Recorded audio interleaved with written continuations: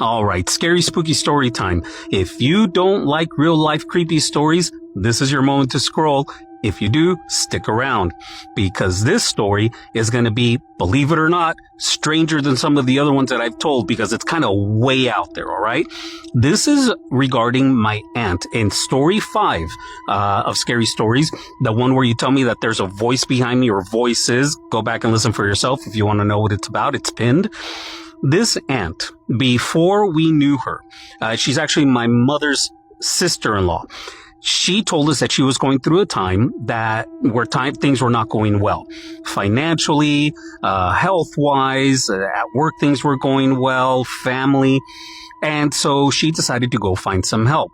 Not financial help from an advisor, but some other kind of advisor. I don't know if it was a psychic, a medium, a tarot card reader, who knows. But she went to this advisor, and this advisor told her, look, you can appeal for help and ask for some assistance from some entity. And so she did. And this person told her that all she had to do is at home, however many times she ate a day, one of those meals, I think it was set for dinner, she had to have her dinner plate in front of her. And she had to take the very first spoonful of food without her eating anything yet. That very first spoonful, she had to throw it over her right shoulder. And that was her offering to this entity to come and help her. She goes home, she does whatever ritual she's supposed to do, and she cooks dinner and goes forward with this plan. She throws that spoonful of food over her shoulder and left it at that. Later on, I guess she had to clean it up or whatnot. But over the next couple of days, she kept doing that. Soon, she started noticing when she would come home from work that there was cash laying around. Not a lot, but like $1 here, $5 there. And over time, over the next few days, it kept increasing in quantity. She reports that she started getting quite a bit of extra cash on a daily basis from then on.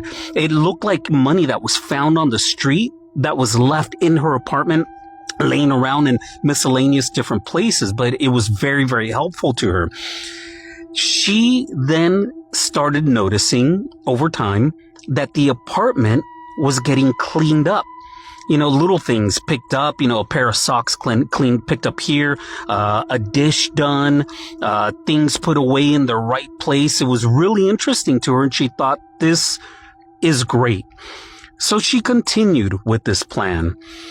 Over an undisclosed period of time, she kept doing this, and eventually she noticed that the cash wasn't coming in as much, and that things weren't getting cleaned up as much as it used to be. So she thought, okay, well, maybe it's a bit of a dry spell, no pun intended with the word spell. And so she started throwing over 2 spoonfuls of her meal without her taking a bite yet. 1, 2. And things improved, but only temporarily. And she noticed over time that she had to keep throwing more and more food. And she's going, wait a second, I'm starting to get left with no dinner here. So she thought, I'm not liking this. And so she decides to cut back on how much food she's throwing over. Well, whatever this thing was, it didn't like it. She started noticing that, and she had noticed it before, that she would see something out of the corner of her eye, like a movement, like something scurrying across, like it was a pet. But it wasn't a pet, and it wasn't on 4 legs, and she couldn't really get a good look at it. Like, if she tried to look right at it, she couldn't see what it was, but she could tell something was running by from one hidden space to another, and eventually it turned into more. She would see one little thing moving across one way, one little thing moving across the other way, and in different directions, until she sensed that there were several of these little entities running around her apartment, and she could hear them banging into things, running into things, jumping around. And so she started to get pretty spooked. She didn't like it. So as she started cutting back on how much food she was throwing over, that's when she noticed that things weren't being cleaned up anymore. And not only that, things were starting to break. Little things, inconsequential things. The remote control was dropped with the batteries laying on the floor. But it got worse. Next, she sees a broken dish, a broken cup, a spoon or a fork or a knife thrown across the way where it shouldn't have been. But then she started noticing things like mirrors breaking, furniture having cracks in it, scratches, her clothes in her closet. There would be a tear in it. Just things, miscellaneous things, mischievous things happening in her apartment. And she didn't like this. So she said, you know what? I'm going to cut this out. I'm not doing this anymore. This money isn't worth it. This stress isn't worth it. Oh, and they weren't letting her sleep. She'd go to bed and they'd start pulling on her feet, pulling on her blankets, pulling on her fingers, making her wake up in the middle of the night. So she wasn't getting any rest. This wasn't good, obviously. And she now saw the price that she was paying to get the help that she was getting. So she decided to go cold turkey. She stopped throwing not only her first bite of food over her shoulder, but it went to 0 bites of food. That's when it got ugly. She reports sitting down at her table to eat some dinner, and there would be like dirt that fell onto her food. And she was like, what in the world? Where did this come from? And it got to the point that her food was getting more and more covered with dirt. She couldn't see where it was coming from, but it was landing right on her plate to the point that it became inedible. And she was now feeling harassed. Now she felt threatened because she wasn't feeding these things. And so, things were getting thrown around the house in the middle of the night. Things would catch on fire. The stove would be turned on. And in the morning, she would see that her smoke alarm started going off because there was a pan there just burning and burning and burning. And she thought, this is getting dangerous. She didn't like it. She eventually went to someone from the church. I don't know what denomination. They came and they had to pray over the place in order to get rid of these things. It didn't happen overnight, but it happened eventually. Look, these entities are no good. I've read a lot about them. They go by different names depending on the different regions. In Scandinavia and Europe, they're known as fairies or trolls. Ireland, they're leprechauns. In Latin America, they're known as duendes, fairies, elves, gnomes, whatever you want to call them. These things are no good. They are not friendly. They are demonic little entities, and you should stay away from them. Don't contact mediums. Don't contact psychics. That was the first mistake. Anyway, hope you enjoyed this story. I will never forget the day that I almost became someone's pet. Yeah, bitch, you heard me right. Someone's pet. I was maybe like 10 or 12 years old, old enough to still be playing pretend games, but old enough to know that something is not right. Old enough to feel the vibe, you know what I mean? My best friend, I'm gonna call her T. She lived right down the street from me and we always used to hang out together. One day we decided to ride our bikes all the way across town to go hang out with a friend. I'm gonna call her J. She was more of T's friend. I almost said her real name. She was more of T's friend than she was mine, but I decided to tag along anyways. You know how it is. We get there, everything's normal, we start playing. We're there by ourselves because Jay's mom was a single mom and she worked all day and all night to be able to afford the house and the car and the school and everything like that. So whatever, we had the house to ourselves. So, we just got into it. We were playing things like Kim Possible, which was one of our favorite games ever. But then I don't know what the hell happened, but something happened and the energy and the mood just flipped. Jay, for whatever reason, decided to lock T and me into the screen porch area of all the way in the back of her house.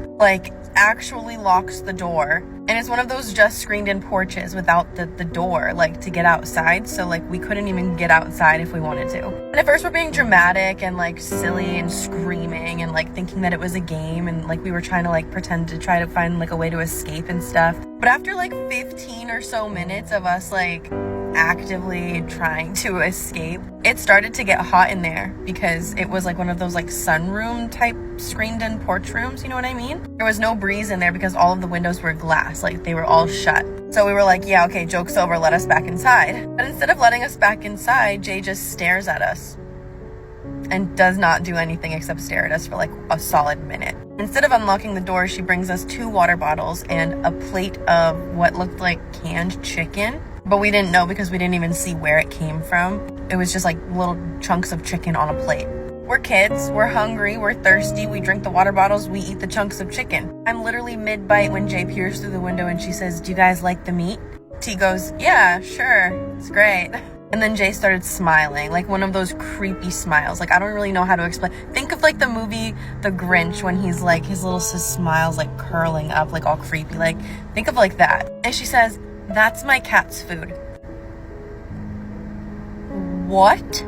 I nearly threw up. Shaking in my boots, I spit that shit out all over the carpet. I didn't even care. I screamed at her as loud as I could. I literally said, "What the hell is wrong with you?" And that was very scandalous for me at the time because, like I said, we were little kids. But her answer to my question was nothing what I would have ever expected anybody to say.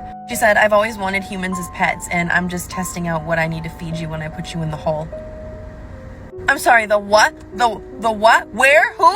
The hole? Now I'm panicking. T starts crying, rightfully so, but I was being brave. I'm yanking on the screens of the windows, trying to open up the windows, the glass parts of the windows, but then I find out that they're nailed shut. Who the hell nails their windows shut? So there was no way out.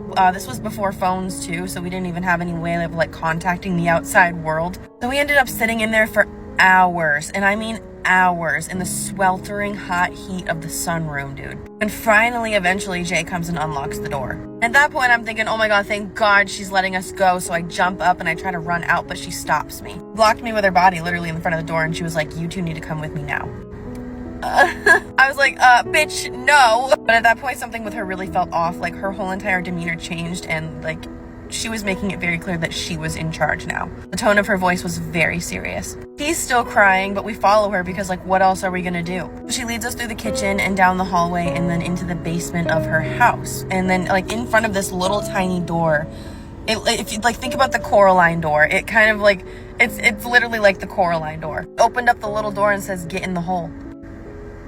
Get in the hole, bitch. What do you mean? At that point, I don't know what the hell clicked in me, but it was like fight or flight, and I chose to fight. I snatched T by the arm. I full-on body checked this bitch into the wall. It's like a stone wall basement, so I know that shit hurt. But I full body weight body check her into the wall, drag T up the stairs, and then book it out the front door into our bikes. I don't even remember touching the stairs at that point. Like, in my memory, we were floating. We were flying out of there. Something was dragging me out too. Once we got outside and we were on our bikes riding back down the street, we turned our heads to look back at the house, and Jay was looking at us out the window. Like, if looks could kill, we would be dead. I kid you not, she was giving us a death glare. We made it home, no words exchanged. We didn't say a single word to each other the entire bike ride home. We didn't even say goodbye to each other as we split off into our respective driveways. Yeah, we never hung out with Jay again, and she never tried to continue pursuing a friendship with us after that. Like, she just knew it was done. Like, she like freaked us out too much. Even if she was joking or like whatever was going on, that was so weird. What would have happened if I actually went in the hole? I guess we'll never know. Damn, what the hell? Thinking about that shit now, I'm like, what the hell was wrong with her? What the helly? Can we show them the older homestead? Yeah, let's go. As you know. No, it's not. No, it's not.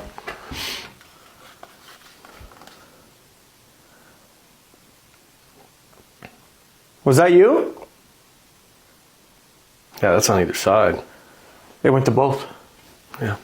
Tell you guys a story, paranormal activity, true story, about why you should not do Ouija boards, seances, and why you should never mess with things that are on the other side you don't know about. So this actually happened to me in high school, and ironically enough, I knew better than to mess with things because of paranormal activity my entire life. But in high school, especially during Halloween, when you're literally just young and you're not really thinking about anything else logically, your frontal lobe is not formed fully.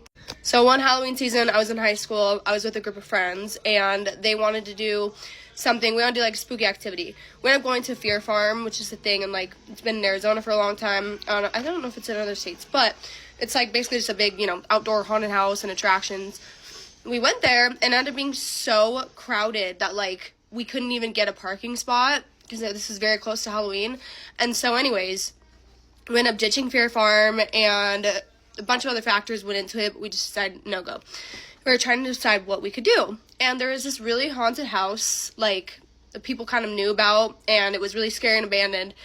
And haunted, when I say haunted, I don't really know the backstory. It just was a scary looking house that people went and did, like, Ouija boards in, and it was abandoned. They wanted to do something like that. My friends, I remember, were like, let's go do something. It's like, oh, what are we so scared of, blah, blah, blah. Instantly, I'm like, no, I'm out, I'm going home. But I was also driving. There's a couple cars, like, a couple of us driving. I was driving bigger with my friends. So I was like, I'm just gonna, like, drop you guys off. Then, you know, peer pressure, and I'm being called, oh, you know, you're scared and stuff. I'm like, yeah, I am scared. Like, I don't want to really go into the house. Anyways, I end up losing the battle, right? So I drive them, follow the other car to this haunted house. No one's there, no other cars. It looks like it's pretty much abandoned. Like, no one's in there this specific night and time. When I say no one's in there, it's because there would be, like, homeless people sometimes that would be in the house, and then other teenagers like us, too, just trying to explore it. No one's there. So I remember they get out, and the plan was, I'm pretty sure, to do a Ouija board, but no one, like, had a Ouija board. And I remember, like, us just being on, like, our phones and our data. At the time, we still had controlled data. Like, you only were allowed 10 milligram or mg. I don't know the speeds. I know many roasted for that. Whatever it was, data that ran out on Verizon. We were all on like, our parents' phone plans when we were 16. All of us are out of data. Can't Google anything. We have barely any service anyway. And, like, my cat just jumped on my shoulder. Half of the group decided they wanted to go in and, like, explore. And then a couple of us, like, were staying back. So I stayed back, and then one of my guy friends stayed back, and then one of my girlfriends stayed back. And then I remember we were in, like, the car together, and, like, we should just go in, we should just try it. They end up being brave and going into the house. So they leave me outside this abandoned house. On top of all this, I feel like I'm all by myself. My friends aren't there for me. And it's pitch black. Because remember, this house is abandoned, so there's no electricity. There's no street lights. Pitch black outside this house. And I just get this real weird feeling, right? And I'm like, fuck, I wish I want to just go home. And I pull up my phone because I was going to text them, like, I'm just going to go home. Like, you guys are going to all have to fit in the other car. Like, I don't feel safe. Because it wasn't even paranormal at this point. Like, we were in an area of town where, like, we shouldn't be that young alone. You know what I mean? When I say area of town, it's not like it was a horrible area of town. But we are young kids. And this is, like, a spot where people go. They know it's an abandoned spot. Probably not the safest area to be. So I go to, like, text my friends, and my, like, service is not sending. And keep in mind, important side note, my passenger door the whole time to my car is open. Because, like, my guy friend who was sitting in the front got out of that side, and he just left the door open. And I thought they were going to come right back. So I hadn't even, like, thought to close the door or anything. So I remember I'm, like, trying to get service to send this text. It won't go through as, like, an iMessage. So I was trying to send it through. And I hear, like, someone plop down, like, next to me in the car, and then the door shut. And I turn around, and I was like, thank God. I hate this story. It honestly scares me so bad. No one was in my car, y'all. Nobody was in my car. I'm literally getting red. Do you see that, like, thinking about the PTSD I have from that moment of fear? I thought I was gonna die. Someone got in my car, though. Like, you could literally hear a body, like, you know when you sit down in a chair? Like, you sit in a car. You could hear someone sit down, and my door shut. And I looked over quick enough to where, like, I would have seen if my friends were messing with me. Like, I would have seen, no one wouldn't have possibly been able to pull a prank like that on me, and no one else around, and, like, hit it. No one's there. And so I'm like, not even wanting to look in the back seat, even though I turned right around, look in the back seat, nobody's there. Nobody's in my vehicle anywhere. And I remember I'm freaking out.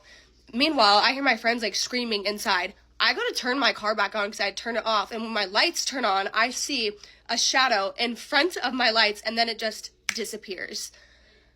I remember trying to tell my friends about this, and they were, friends, so mean to me, calling me crazy, telling, oh, you're just trying to get attention. When I tell you guys, that was one of the scariest moments of my life. Like, it was so real, and no one believes me. And after that, obviously different groups of friends were still going to check out that house. I didn't even want to drive past it hearing like the sound again in my head, thinking about this, of the person sitting down, like something got in my car, but no one was in my car. Don't mess with abandoned spots. Don't mess with spots that have known bad energy. And don't mess with things on the other side this Halloween. That's all I have to say to y'all. Stay safe. Bye.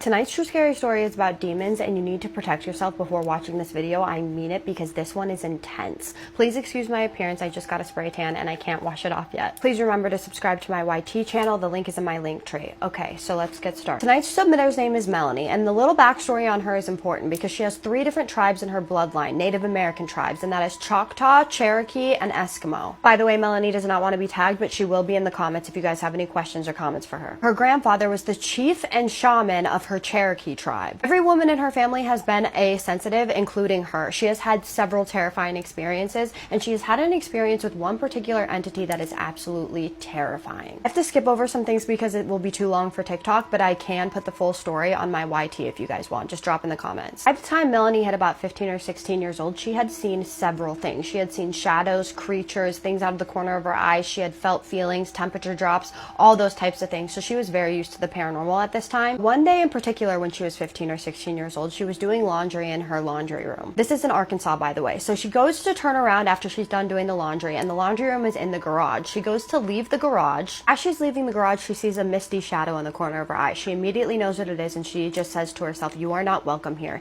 And then she goes into her room. She then goes into the room that she shares with her sister, and she's in her bedroom, and there's a window in her bedroom. She looks over at the window, and she sees what she saw in the corner of her eye, except for she saw a face this time. The face is pressed up against the window like this, and it's just smiling at her.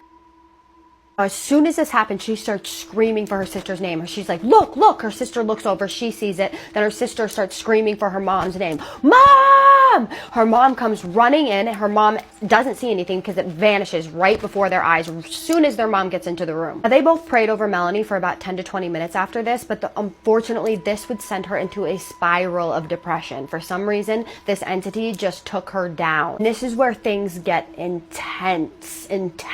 Now, fast forward a couple of years, she's about 18 years old, but she has been dealing with depression ever since this experience when she was 15 or 16 years old. Now, her and her mom decide that they're going to go visit her grandmother, and her grandmother lives in the same house that she had seen this figure previously. So they're at her house. It's midsummer. She's sitting in the den chatting with her friends over Skype while her mom is in the shower. It's about 10 o'clock at night. The den light is off, but the only light is coming through the living room light, when all of a sudden the temperature drops out of nowhere. Her back is facing this sliding glass door, and she starts to get this tingling feeling on the back of her neck. She immediately knows what's going on, and she tells her friends that she has to go, and she shuts her laptop. She has full panic mode at this point because she knows that there is something behind her. So she tries to calm herself down a little bit, and then she slowly looks behind her, and that's when she sees it. A black figure, at least 10 feet tall. It's crouching over because it's so tall, and it's looking inside at her. Its skin was pitch black, like it was tar covered, shiny but matte at the same time, which is super freaky, you guys, because I have seen this explanation in my submission so many times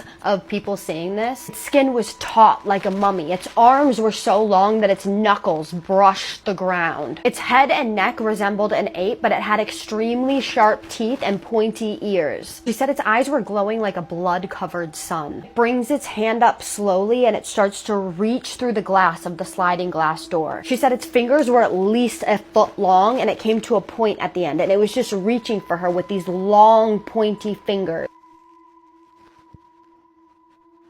At that point, she realized that she had been frozen, and somehow she calmly just gets up and walks away as calmly as she can. Girl, good for you. I would be freaking out. She went to this reading desk that was against the wall, and she just sat there and she hid there until her mom got out of the shower. She was absolutely petrified, frozen with fear. Her mom comes over. She tells her mom what happens. Her mom goes over to the window. She checks the window, and she slowly closes the blinds. She then walks back over to Melanie, and she gives her a hug. Melanie said she was so terrified that she didn't even realize that there was tears coming out of her eyes. They then call a family member of hers that studies demonology and has been ordained by the church. He comes over. His name is JC. That's what we're going to call him. And he just prays over her and smudges everything around her. He also stays up with her all night long because she cannot sleep. She had explained absolutely every detail to him about what this creature looked like and about what it did. And he researched it, and he did find out that it was a demon. Now, I emailed her back and asked her what demon, so I will let you guys know. If you want to know, drop it in the comments, because I want to know which one it was, if he was able to find out which one one. She said that she didn't see this thing for another 5 years, but she did end up seeing it again 5 years later when she was married to her husband in Fort Worth, Texas.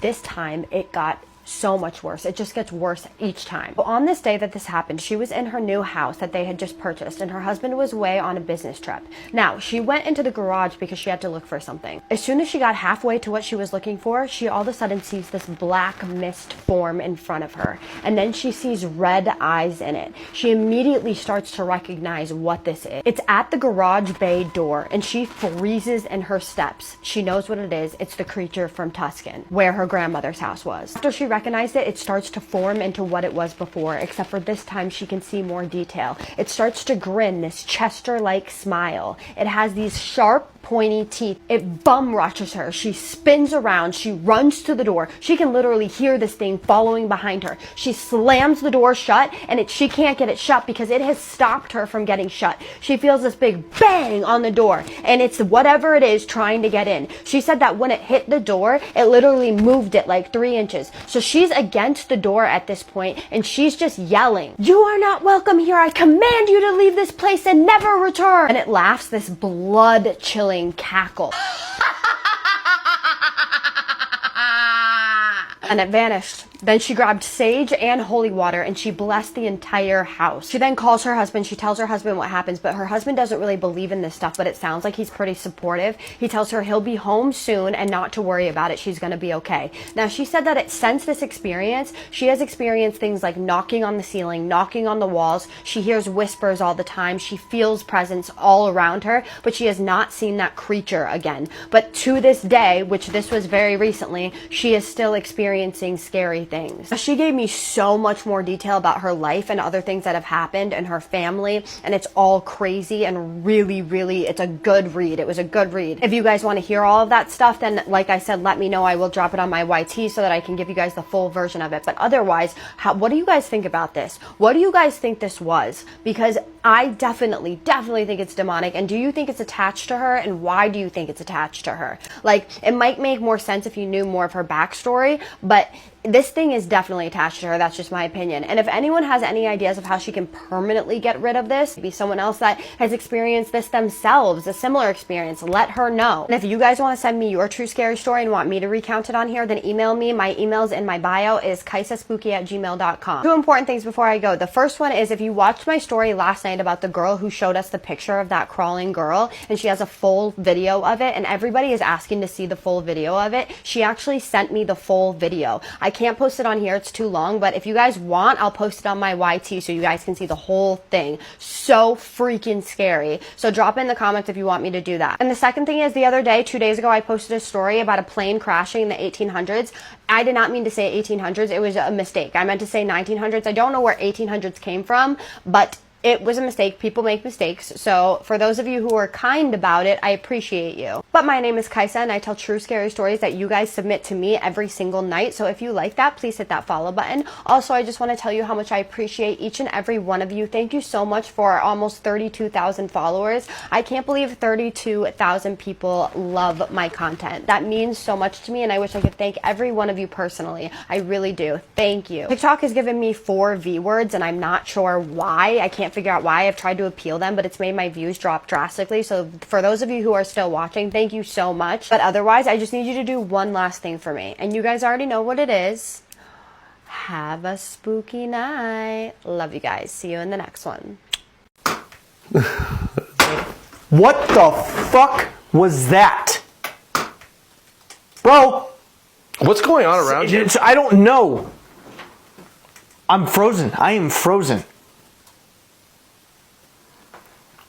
Did the window Sean. break? Just when I thought I've heard it all, I get another awesome story in. This story happened to one of my followers, and I'd love to know what you think. So 20 years ago, this woman was at home with her 6-year-old daughter and their dog, Kaylee. Her husband and her son were out on a hunting trip. She says that all of a sudden she got this really strong urge to go outside. She said she really didn't want to leave Kaylee's side because she'd been really sick lately, and she was a pretty old dog. But something was just pulling her to go outside. So she's outside doing chores, and her daughter comes out a little bit later, and she asks her daughter, how's the dog doing? Her daughter says, Mama, Kaylee's kind of floating in the air. So she says, okay, sweetie, and doesn't think much of it. Then a little while later, she goes in the house and she goes and checks on Kaylee, and she notices that she has actually passed away. She tries to call her husband, but again, he's out in the woods with no cell phone service. So her husband gets home and she runs to tell him. Everybody is extremely sad and distraught. They bury poor Kaylee and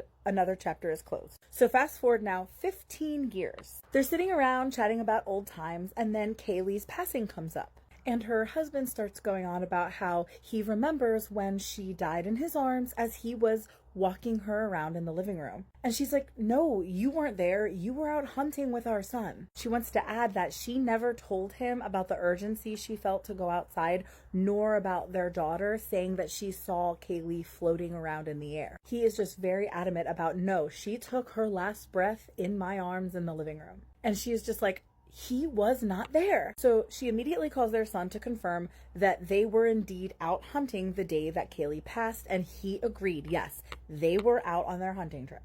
She says she feels like timelines were shifting or even merging together, and that her urgency to go outside was almost a way to sort of give him his last moments with Kaylee. Almost like just a little bit of alone time that she wasn't allowed to see. That story gives me goosebumps. It's just kind of like the timelines overlapped or something, and that's why the daughter saw this dog floating in the air. Maybe it was him holding her and walking her around the living room, but not fully, not whole. This is definitely different than a lot of the other timeline ones I've heard. If you have your own creepy story time, don't forget to submit it to the email in my bio, and if you haven't yet, follow for more creepy story time.